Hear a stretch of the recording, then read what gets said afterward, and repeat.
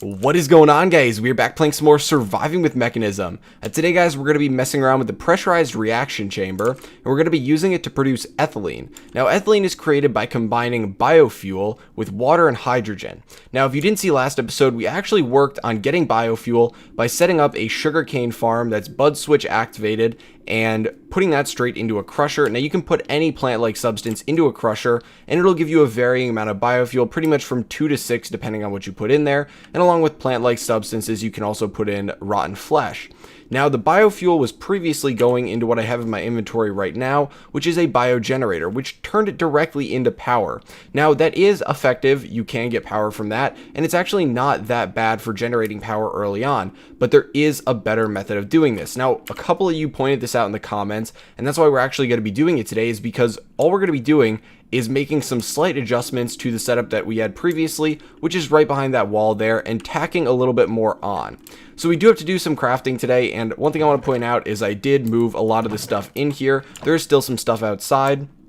And another side note before we actually jump into things is I am now running Optifine. I was hesitant to add it in because I remember previously there were issues with Mekanism crashing if you ran Optifine or visual bugs, but for the time being it seems to be fine, and the main reason I added that is because I could not figure out for the life of me what was causing the lag when I was, placing down certain blocks, picking up the water, anything like that, and so hopefully this will take care of that. You might still notice it a little bit. I'm still hoping one of you guys might know what's causing it in Minecraft 1.10.2, but if you don't, this should be okay for the time being. So now into crafting.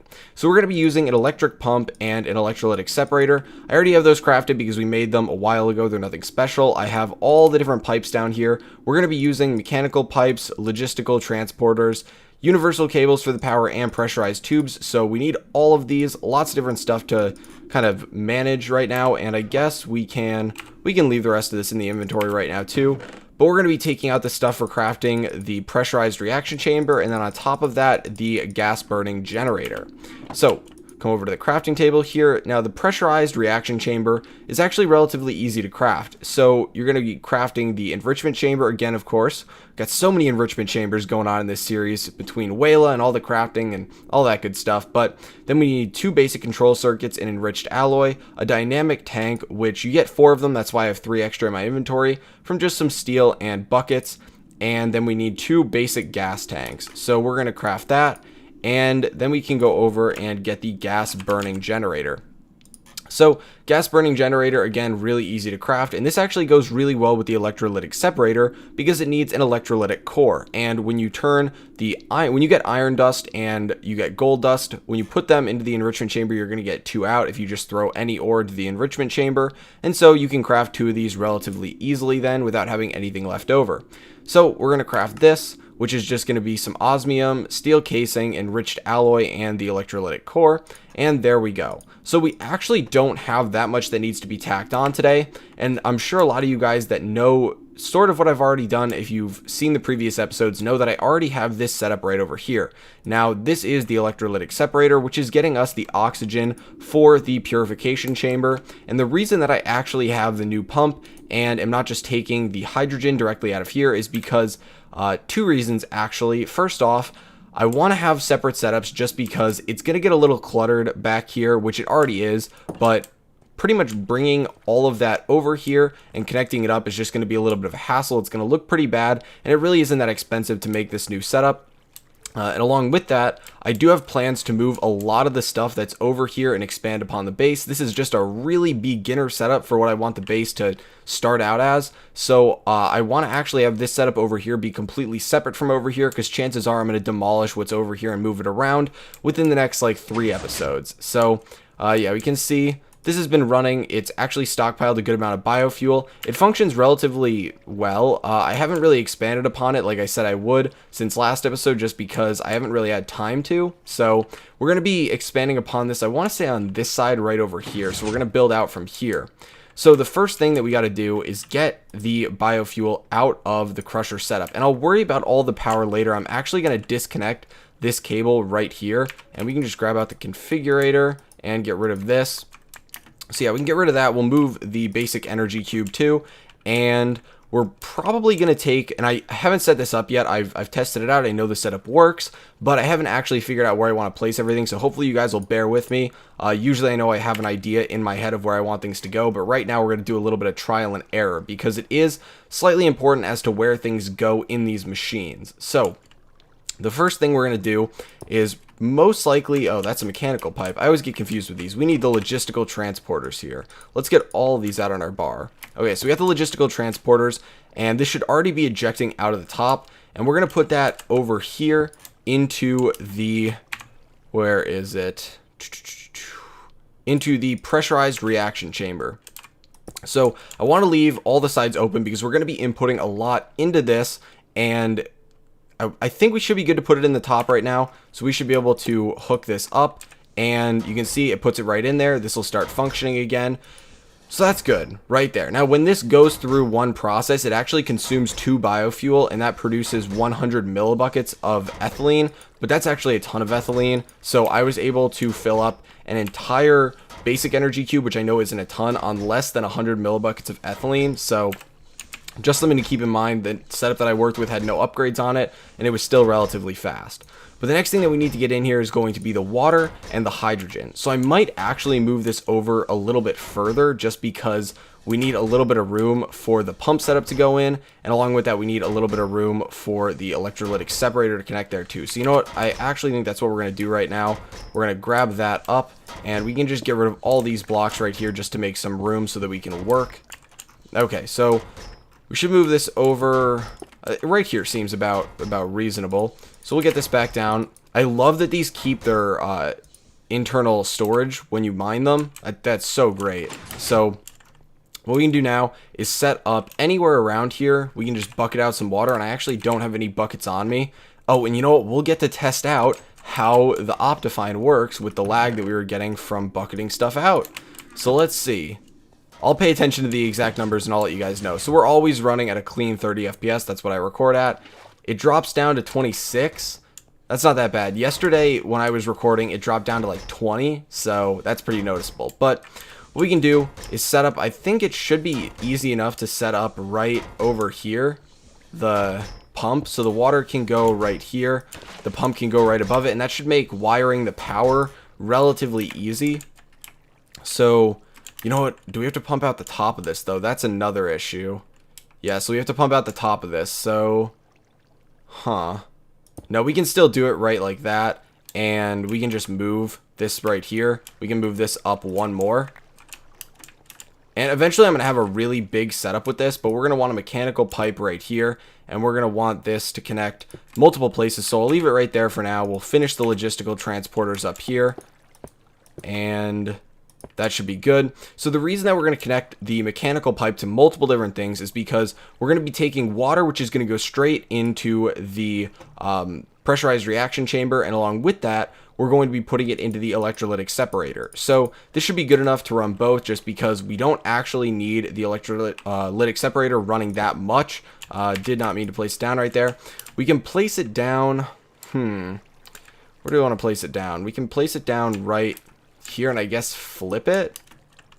Yeah, to pull it out the correct side. So I'm actually not, yeah, so we should be able to do that. So let's set this to rotate. So many different options to go through. So we can set that to rotate. Okay, so it doesn't want to rotate that. That's phenomenal.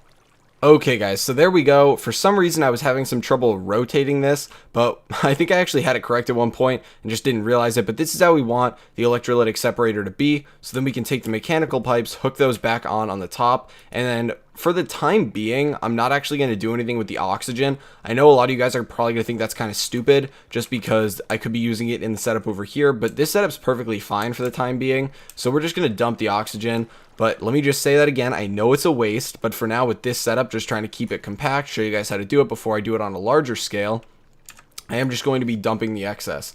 So that is going to be hooking this up. Let me get out the pressurized tubes. So those are going to go right there, and that should be good. And then we need to bring the water down into this. So, you know what, I guess we actually probably want this to be rotated a different way. We want it to be going that way right there. Okay, so we're going to be pulling out of it like that, so it actually was correct before. But the reason we're going to do that is because we're going to go like this, and then we're going to bring the mechanical pipe down here, and we're going to rotate this. So it's going to go like that. So that's how we're going to connect it. The water is going to get connected in the back. We're going to get rid of... No, that's not what we want to do. I want to disconnect this from here just because it bothers me. So yeah, change that. And there we go. Okay, so pretty much right over here. The reason we have to rotate it like this is because we're going to want to be inserting the hydrogen in from the left side, the water in from the back, the items in from the top, and then we're actually going to be getting the gas out, the ethylene out at least, from this side over here. So I guess in hindsight it would have been nicer to move it out one, but I'm perfectly fine with having the pipe down there. But for now, yeah, just letting you guys know. So this actually should be working once we get power back in here. This thing should run out of power relatively soon, and we're gonna have to get power over here, and along with that we're gonna have to get power to the electrolytic separator, which I suspect is gonna have to go below it. And same thing with the pressurized reaction chamber. But now we should be good to pull out the ethylene once we start getting these running. So we can take the basic energy cube and we can throw it wherever we're going to want it eventually, which is probably going to be somewhere right after we start burning the gas. So we're going to have the gas burning generator over here, and we should be good to set this up right here, and then it can output to the basic energy cube, which I think actually can go... We might as well put it right over there and rotate this. Nope, so we need to change the modes again. So we can rotate it like that. Actually, we probably could have just... No, okay, we actually did need to rotate it. So we're going to be outputting the power there. And let's get at the universal cables. Go right there, and let's make sure... Yeah, so this already has power in it, so we can pull straight from that too. So we can put power right here, and then we have to go down. And the power is going to have to go to these two machines. So I guess technically power could have been run back here too if we really wanted to. But whatever. Okay, so we'll put the cable down there. And then it's got to run along the bottom here. So universal cable like that. And then it can go right there. And it can go right there. So all we have to do is connect the cable that's running right down here to the energy cube right there, and I'm actually going to connect it right here so it funnels back before it goes in the energy cube. So we can pull this around and then we can run it down here. Now I know this is a very crude setup, guys. I'm just going to keep saying that solely because this is kind of a rough setup. Eventually I plan on making this layered. We're going to need a lot more stuff going on in here. There'll be upgrades in these, but this is just to let you guys know what the general idea is. So this system should be functioning. The nice thing is that we're going to get more hydrogen than we will oxygen. So it's nice actually needing the hydrogen for the time being. And we need to pull it out of here. So we're going to take the configurator. We're going to get it set up. Oh man, I went by it. So we're going to go to the items. And we're going to click on this. Nope, we want it to go like that. So we want it pulling. And now this is going to be functioning. That is a very weird noise. So we get substrate. We're going to use that later. We're not even going to worry about pulling it out right now. Eventually, you can pull it out if you want. You can just use a mechanical pipe out, you know, whatever, the bottom if you really wanted to, and power it from a different side. But we should be good with this pulling in the biofuel now. It should be producing ethylene very slowly over here. And we can now worry about pulling the ethylene out of the side, because I don't think we can get it out the front, unfortunately. And I am stuck. That's great. Okay, so we're going to get rid of this right here, so I'm not stuck anymore. I don't think we can get it out the front. We can always try. That'd be really nice if we could. But yeah, so we can't get it out the front. That is unfortunate, but we're going to be taking it out the side now. So water is going to hit us right now. And pressurized tube, bring it in here. Oh, let me get out of here. Oh my gosh. I hate this. Hate this so much. Okay, so we're breaking this again. I shouldn't have put that back in the first place. Pressurized tube, bring it up, universal cable through there, and then we just have to configure this down here. Hopefully we can reach it. You know what? No, we're just breaking this glass. Okay, so we're getting in here, and then we need to pull this again for pulling it out, and now this is running. So it's got a lot of ethylene in it. It's got a lot of power, and that should be filling up all of these, I guess. Okay guys, so I messed around with this a little bit. We got the energy cube hooked up. I rewired it slightly just to make it look a little bit nicer, and now this thing is functioning. So you can see we're building up a ton of ethylene in here, and if we were to hook up a basic energy cube, this thing already filled up for half of its capacity. We're going to need to upgrade the energy cube a ton because this is going to eventually fill up with ethylene. It's going very fast right now. The only thing that's holding it back pretty much is the rate at which this is functioning, and I do need to add a lot of upgrades to these, which I will do in the near future, and then I'll worry about pulling the substrate out because I believe this is going to stop functioning the minute that isn't getting pulled out. It's kind of just cramped back here. If I were to I should be able to pull it out the front if I really wanted to, and we could just move this pressurized tube up here, pull it out the front, and move the universal cable down and just throw it into any chest over here that we want to. I guess we can do that right now, actually. We can head out, grab a chest, and I was going to make upgrades, but there's really no point in doing that on camera just because it really is going to depend on the scale of the setup as to how many upgrades you need.